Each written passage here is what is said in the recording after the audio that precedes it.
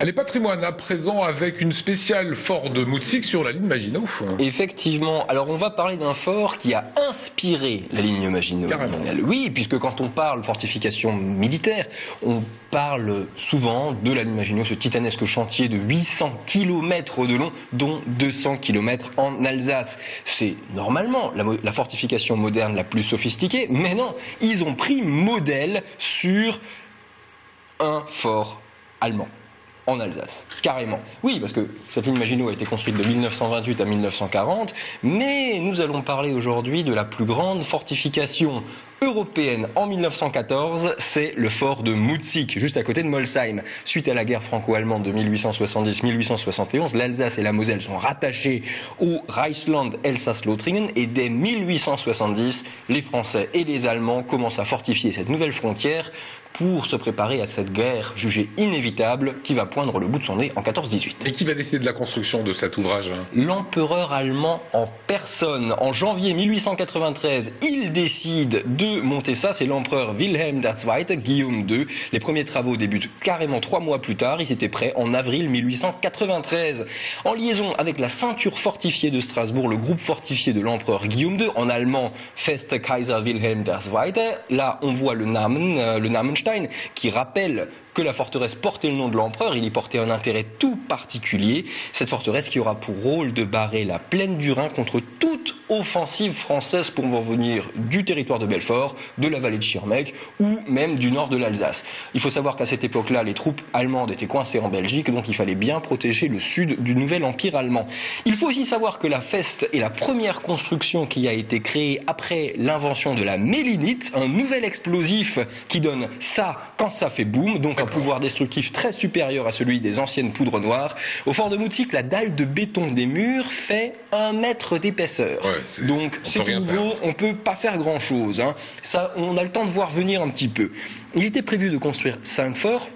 2 forts ont été construits tout de suite en 1893 et en 1895, dont des tracés triangulaires en fait sont uniques en Allemagne à cette époque. On les voit à l'écran ici. Les forts suivants seront construits un peu à l'écart, une nouvelle organisation qui disperse les ouvrages sur le terrain avec des batteries, des abris, des observatoires. Tout était relié par des galeries souterraines, des kilomètres. Alors de nombreuses techniques ont été développées, elles seront inaugurées à cette occasion dans ce fort de Mutzig.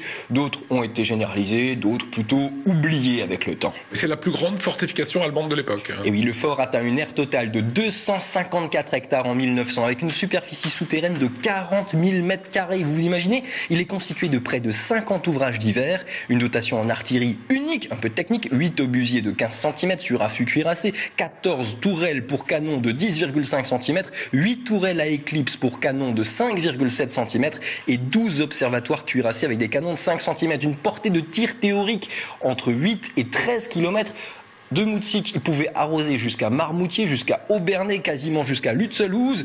C'est donc aussi la plus grosse fortification qui pouvait accueillir jusqu'à 7000 hommes dans le fort de Mutzig. Carrément une petite ville, on fait comment?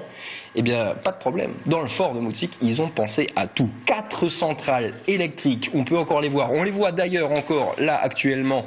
Il y a 18 groupes électrogènes, 4 puits d'eau creusés à 200 mètres de profondeur pour certains, 6 boulangeries, il fallait bien nourrir tout ce beau monde, 18 cuisines, et là vous voyez les dortoirs conçus pour entasser tout ce beau monde. En fait, il n'a pas servi ce fort. Ah, pas tant que ça. Ouais. Et quand il a servi, ça a été quelque chose.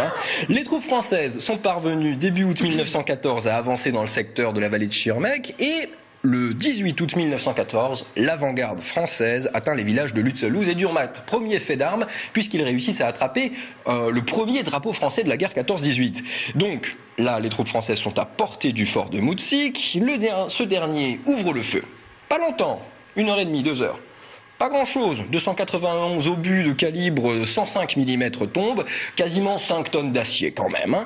Donc la punition est mémorable pour l'armée française. Les troupes allemandes lancent un assaut, une contre-attaque qui repousse les troupes frontières bien au-delà de la frontière. C'est le seul fait d'armes, mais ça a quand même permis de repousser les troupes françaises et surtout de leur dire pendant 4 ans, on ne passe plus par là. Donc ils sont passés par le sud ou Hartmannswillerkopf. Voilà, après ils ont fait le tour tout simplement. Voilà. On gagnait du temps, c'était encore plus simple. Merci beaucoup Pierre pour cette petite page.